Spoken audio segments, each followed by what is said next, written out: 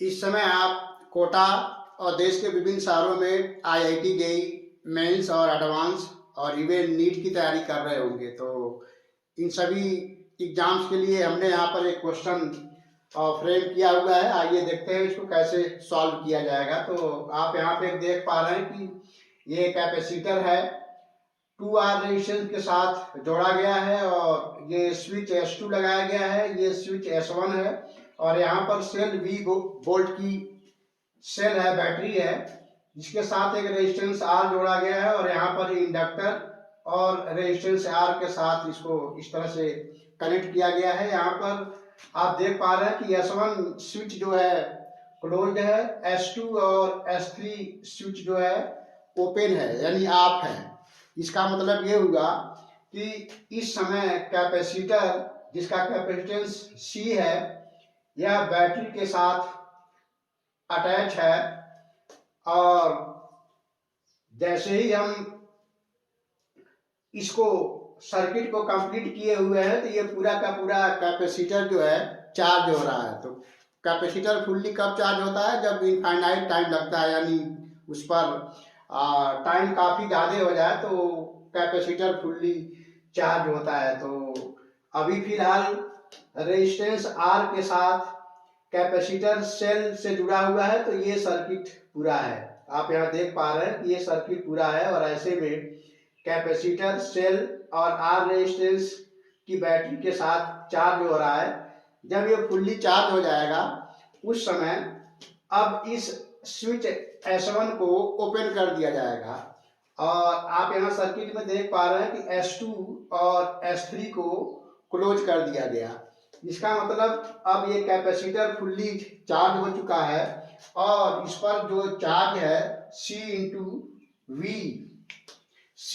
We, total charge जो इस capacitor पर आया है वो C इंटू वी है। अब जब S2 को आपने क्लोज किया और S1 को ओपन किया तो अब ये सर्किट कंप्लीट हो गया, अब ये सर्किट बंद हो गया, अब ये सर्किट कंप्लीट हो गया। S2 क्लोज करने के बाद कैपेसिटर 2R रेजिस्टेंस के साथ अब डिस्चार्ज होगा। फिर से इसको समझने की कोशिश करिए। S1 जब क्लोज था तो कैपेसिटर R रेजिस्टेंस और V वोल्ट की बैटरी से चार्ज हुआ। चार्ज होने के बाद कैपेसिटर पर total charge C into V आ गया। अब S1 को हमने ओपन कर दिया तो और S2 को क्लोज कर दिया तो अब ये सर्किट कंप्लीट हुई। अब कैपेसिटर पे जो टोटल चार्ज आया हुआ है C इंटू वी, वो चार्ज S2 क्लोज होने के कारण रेजिस्टेंस 2R के थ्रू डिस्चार्ज होगा और यहाँ पर S3 को जब आपने क्लोज किया तो इंडक्टर 2R रेजिस्टेंस के साथ चार्ज होगा या एनर्जी गेन करेगा V वोल्ट की बैटरी के साथ, क्योंकि अब ये बैटरी R रेजिस्टेंस के साथ L इंडक्टेंस और R रेजिस्टेंस के इस सर्किट के साथ क्लोज हो गया, क्योंकि S3 को आपने क्लोज कर दिया और S1 को ओपन कर दिया। तो अब ये बैटरी इस इंडक्टर को एनर्जी देगी और ये सर्किट कंप्लीट हो गया तो इसमें करंट फ्लो होगा। इसमें मैग्नेटिक एनर्जी के रूप में कैपेसिटर में एनर्जी स्टोर होगा और इसमें करंट फ्लो होगा कुछ टाइम तक और कैपेसिटर में जो एनर्जी इलेक्ट्रिक फील्ड के रूप में स्टोर है वो इस रेजिस्टेंस के थ्रू डिस्चार्ज होगा। कंडीशन दिया हुआ है कि t बराबर 0 पर S1 को ओपन किया और S2 S3 को क्लोज कर दिया। ये सारी बातें हम आपको बता चुके हैं। अब यहाँ पर एक कंडीशन दिया हुआ है कि 4R² C = L है। प्रश्न में दिया हुआ है कंडीशन कि 4R² C = L और रेजिस्टेंस का वैल्यू जो है log2 मिली ओम यानी Lm2 मिली ओम और इंडक्टेंस की वैल्यू जो यहाँ पर है वो 2 मिली हेनरी दिया हुआ है। ऐसे में आपको बताना है find time t when IC, इसमें फ्लो होने वाला कैपेसिटर में फ्लो होने वाला करंट इंडक्टर में फ्लो होने वाले करंट के बराबर हो जाए। यानी इस सर्किट में जब S1 ओपन हो गया, S2 और S3 क्लोज हो गया तो कैपेसिटर में फ्लो होने वाला करंट और इंडक्टर में फ्लो होने वाला करंट, यानी इस सर्किट में जो करंट है IC और इस सर्किट में जो करंट है IL, दोनों आपस में बराबर हो जाए। तो बराबर होने तक का टाइम t बराबर 0 से t तक का टाइम यानी टाइम t पता करना है जब दोनों इसमें और इसमें करंट आपस में बराबर हो जाए। तो ये IIT जेईई मेन एडवांस और नीट के लिए काफी इंपॉर्टेंट क्वेश्चन है। और कैपेसिटर और इंडक्टर कैसे एनर्जी स्टोर करते हैं, कैसे उसमें करंट फ्लो होता है, इस लिहाज से ये क्वेश्चन काफी इंपॉर्टेंट है। तो हम समझते हैं, इसको आप समझ गए होंगे। अब हम यहाँ पर इस सर्किट को मिटाते हैं। अब आप देख पा रहे हैं कि यहाँ पर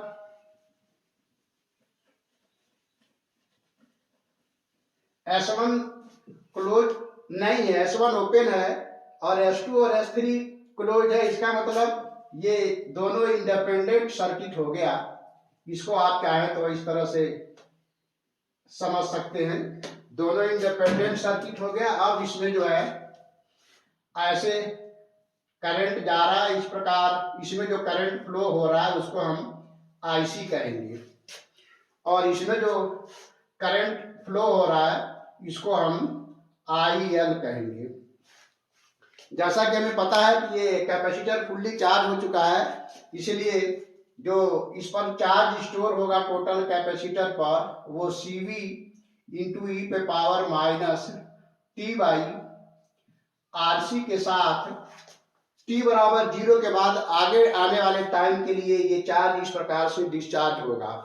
इसको आप इस तरह से भी लिख सकते हैं Q नॉट ई पे power minus T by RC। लेकिन रेजिस्टेंस इसमें 2R है, तो इसलिए आप यहाँ पर 2R लिखेंगे। टोटल रेजिस्टेंस 2R है तो 2R लिखेंगे। यहाँ पर भी आप 2R लिखेंगे, 2R इंटू C, क्योंकि इसका टाइम कांस्टेंट अब हो गया TC 2R इंटू C हो गया। कैपेसिटर की जो सर्किट है उसका time constant 2R into C हो गया। और जो इंडक्टर वाली सर्किट है इसका टाइम कांस्टेंट जो होगा TL और ये L बाई 2R होगा।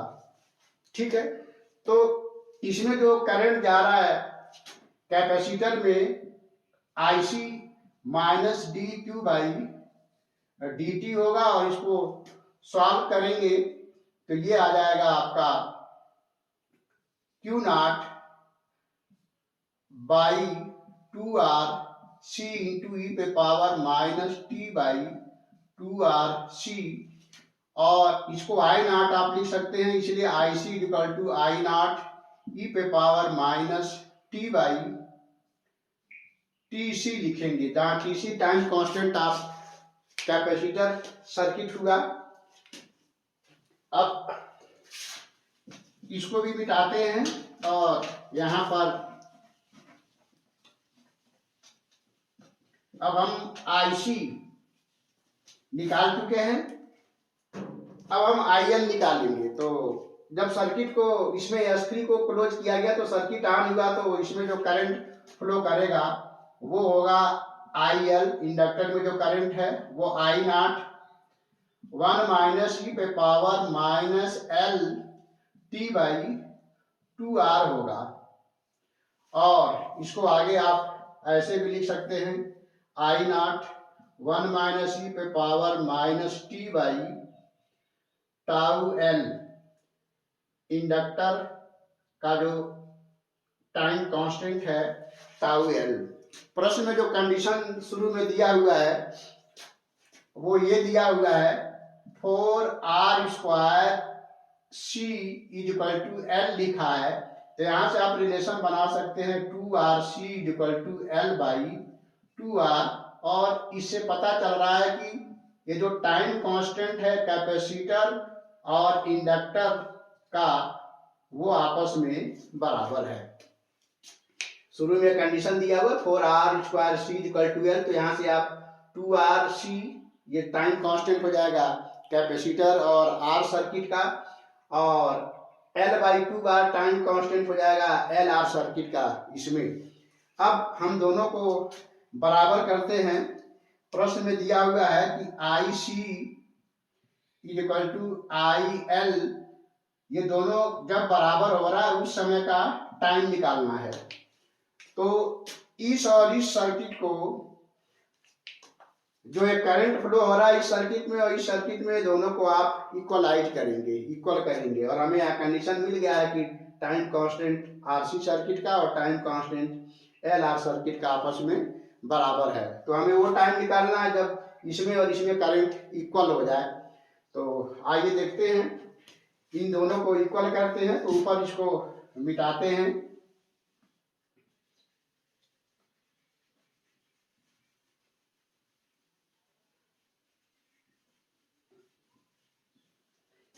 अब इन दोनों को जब आप इक्वलाइज करेंगे, आईसी और आईएल जब दोनों को इक्वलाइज करेंगे, तो यहाँ पर आपको रिलेशन मिल रहा है आई नॉट ई पे power minus T by tau C, और यहाँ पर हो जाएगा आई नॉट 1 माइनस ई पे power minus T by tau L. लेकिन आपको पता है टाउ सी और टाउ एल आपस में इक्वल हैं, इसलिए आई नॉट इस साइड का आई नॉट और ये आई नॉट कैंसिल हो जाएगा। फिर यहाँ मिलेगा ई पे power minus T by tau C, और इस साइड मिलेगा 1 माइनस ई पे power minus T by tau L. Once more tau L और टाउ सी आपस में बराबर है, इसलिए ये और ये दोनों आपस में बराबर होंगे। तो इसको इधर लाते हैं तो 2 टाइम ई पे power minus T by tau L हो जाएगा, यहाँ 1 बचेगा। और इस प्रकार जब आप इसको सॉल्व करेंगे तो ये हो जाएगा ई पे power minus T by tau L equal to 1/2। और वंस मोर आप इसको दोनों तरफ आप लॉग लेंगे और फिर इसको सॉल्व किया जाएगा। तो अब मैं इसको दोनों तरफ लॉग लेता हूं और इसको सॉल्व करने की कोशिश करता हूं। तो आइए देखते हैं। अब बोथ साइड आप बेस ई पर जब लॉग लेंगे तो इधर हो जाएगा टी बाई टाउ एल और इधर हो जाएगा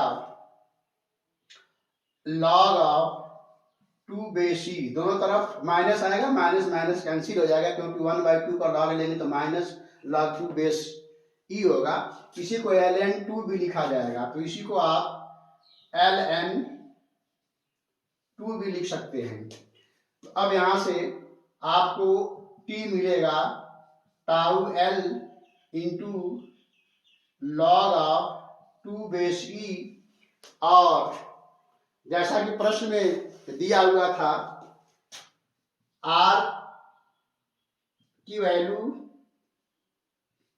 ln2 मिली ओम।